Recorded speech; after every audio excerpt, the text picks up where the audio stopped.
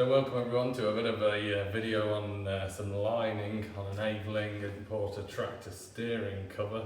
The engine's built in 1926 and we've done a lot of work to it. It's not an overly interesting video, but you've got to start somewhere. So we're just doing the original lining scheme on the actual steering cover. With lining, it's sort of something I'm self-taught, so don't judge too much, but I think it looks alright. So here we've got some lining paint, which is a one-shot red. It's a bright red colour, which you've just got to make sure you mix thoroughly. We've got a long bristled lining brush, and we're following the black edge that we've already painted on previous. That's totally dried. Going around the corner is quite a tricky one. You've sort of got to slowly twist the brush to get it to follow round. And you've got to be quite steady with it, really. Keeping the thickness of your line is all to do with how high your brush is. So if you lift the brush off further, you get a thinner line. If you push on, you get a thicker line. Again, something I've sort of self-taught. I wouldn't say I'm a professional at it, but we do quite a bit of engine painting now. As you can see here, rubbing the brush out and just sort of making sure it's full of paint. If you sort of just dip and set off, you just end up with a great big splodge of paint in one area. So you've really got to make sure that the brush is full of the red paint.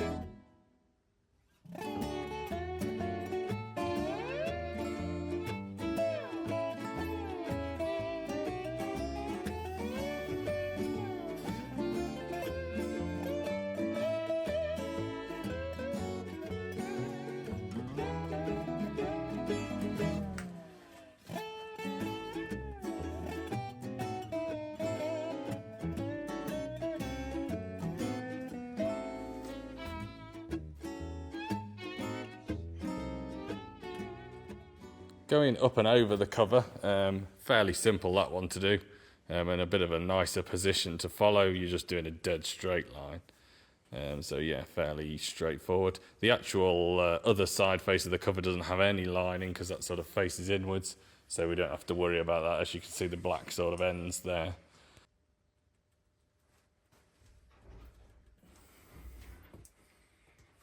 Again, this constantly going backwards and forwards and making sure the brush is full of paint.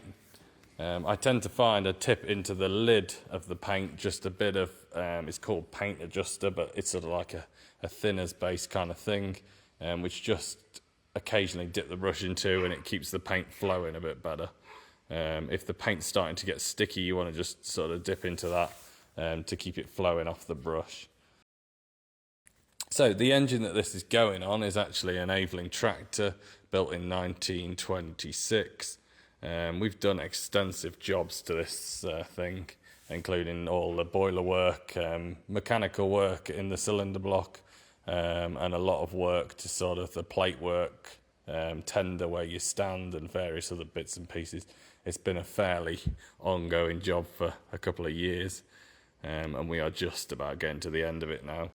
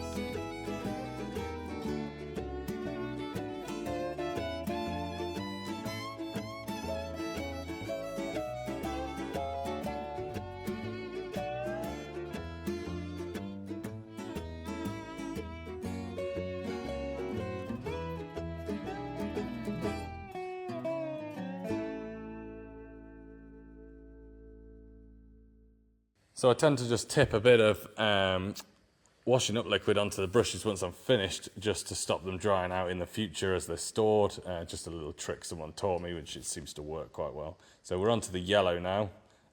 Again, it's exactly the same as the red, really, but we've now got to try and keep a spacing line, or a spacing gap between the red and the yellow. Easier said than done to try and keep it even, and again, something that's took a fair bit of practice. We're just following round that red line. The yellow line is fractionally thinner than the red, something that Averling's did originally. Don't ask me why, but it seems to look quite good once you've got it all finished. The thinner the lines, the harder it is. If you've got a really thick line with long bristle brushes, it seems to be a lot easier to do it. The thinner, the harder it is to keep that thickness and to keep the paint sort of flowing off the brush.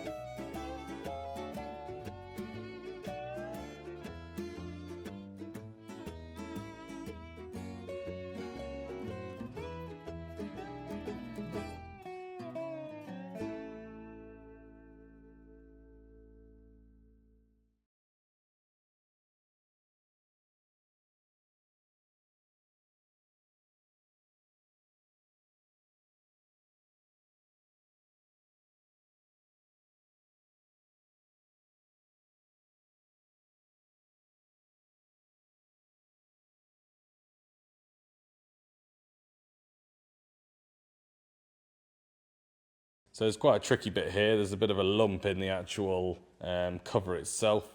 Makes for quite hard lining, trying to go over the bump and round the corner all in one go. As you can see, it cocked up a little bit. The good thing with paint is you can always just wipe it off. So sometimes you do have a bit of a cock up and you've got to just go back and wipe the line off and try again, or try and true the edge of it up.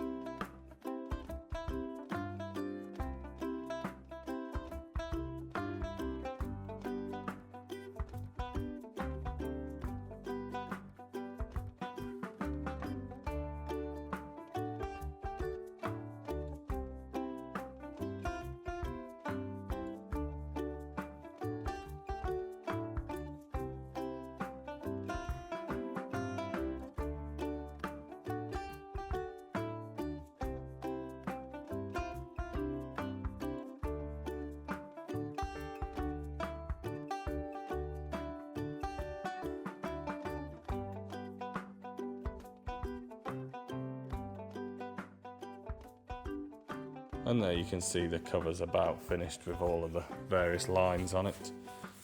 From here it'll be varnished and then mounted on the engine.